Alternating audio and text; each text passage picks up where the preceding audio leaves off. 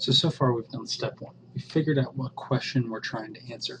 Now, for this lab, we're actually going to be skipping over a number of steps we'd actually be doing in class.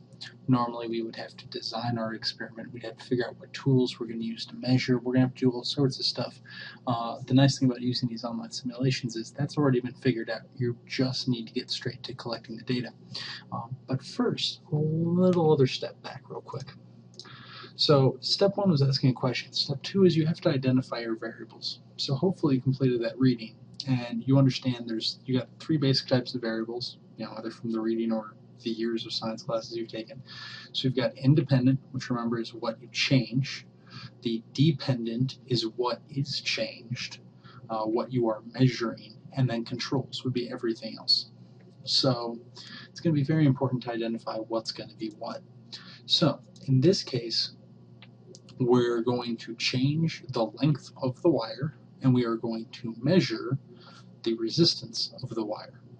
Our controls are going to be, frankly, everything else. We're going to keep the wire type the same. We're going to keep the wire cross-section the same. What we set these two variables to doesn't matter as long as once we start collecting data, we don't change it. So we know our variables. Time to start collecting data. So I'm just going to collect some number of points. I've already got my graphing program set up. If you want to write this separately and do it later, that's fine. Notice my independent variable, what we changed, is on the x-axis. I've got a label. I have a unit. My y-axis, what I changed, or what I measured, my dependent variable. I've got a label. I have a unit. And I'm just going to take 10 data points and write some stuff in. So I've got a length here of 2 meters. It's got a resistance of 0.92 ohms. Don't worry if you don't know what that symbol is. Again, doesn't matter. So 2 and 0.92.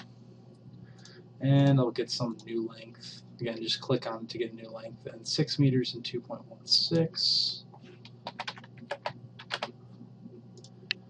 And again, 1 and 0.4.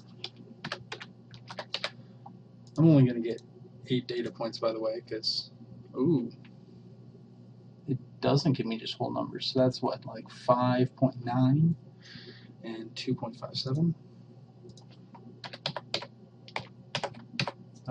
57? Yeah. And that's about 5 and 2.22.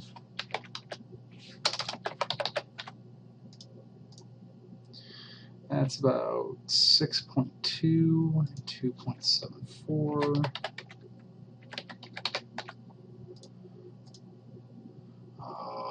1.8, and 0.78.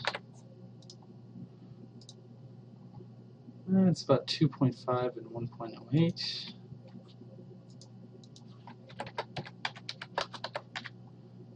And we'll get 10 data points after all. 3.5 and 1.42.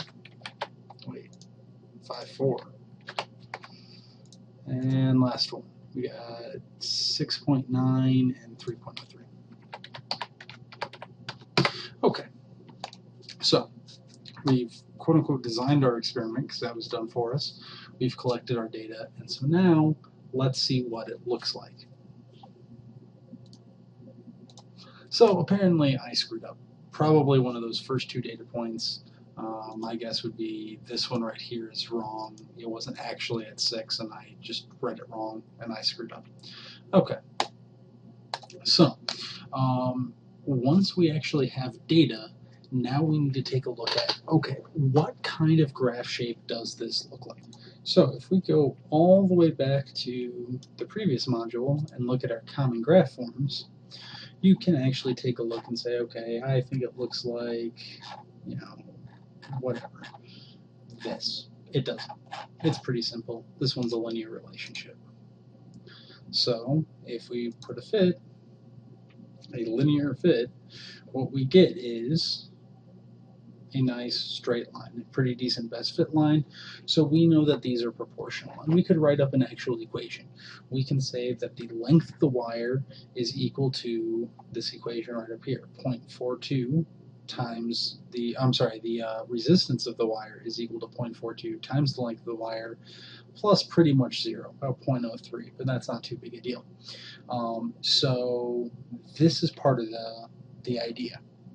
Now, this was a very straightforward lab. What if we got other data? What if, for example, we took a look at cross-sectional area? So if I go back to cross-sectional area, so for measuring the cross-sectional area, I'm just doing something a little bit different. I'm keeping the length exactly the same, but I'm changing the cross-sectional area and writing all that down. And I'll spare you going over everything, but that gives you some data that looks like this. Now, if we graph this, that does not look like a linear relationship. So, it's the exact same experiment. We changed the question slightly, we collected slightly different data, but the analysis section is now completely different. Instead of saying it's a linear relationship, here's a fit, here's our numbers, if I hit fit now, that's not a best fit line. That's ugly. That's not going to tell us anything. So we have to linearize this. We have to identify what kind of graph is this and how can we fix it. So if we take a look at our graph forms, well, it's kind of a curve. It's curved down. Could be inverse square, not double inverse, not power. Okay, so it's looking like it's some kind of inverse graph. So what we do is for inverse, we want to graph either 1 over x. Easiest way is to do 1 over x. Okay, so we go back to our data, and we say, you know what, we want 1 over x, and let's graph that. And now that's looking pretty good. So what I would have to include in my lab report now is my original graph, the one that looked like this, explain how I identified the type of graph, and then say, well, and now this is the result. So I thought it was an inverse graph. I took the inverse. Here's my new graph. Here's my best fit line. Here's my equation. And so now I have some pretty good data, and now I have an equation. Later on, once I actually see you guys in the fall, we'll talk about how can you take 3 or 4 different questions. How does the length affect it? How does the wire type affect it? How does the cross-sectional area affect it? And bring those all together into coming up with one equation.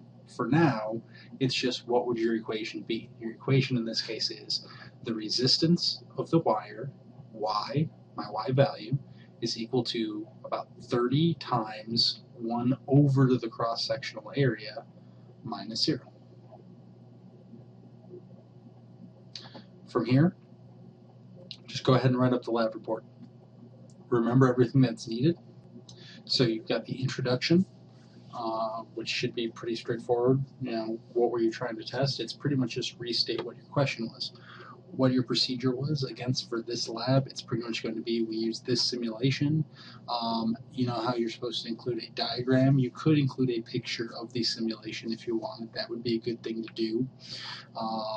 But what did you do? It's going to be pretty straightforward. What was your data? So in this case, you could actually just go back to this, this video and copy over the data into a table. And then what was your analysis? What did you do? Did you graph it? Include the graph. So again, either go through and actually graph this and include a picture, or if you know how to take a screenshot of a video, go for that.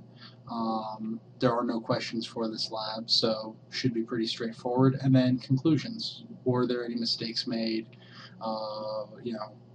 Was there any error? That kind of fun stuff. This honestly should be a one-page lab report. This is nothing overly complicated. The next one, a little bit more so.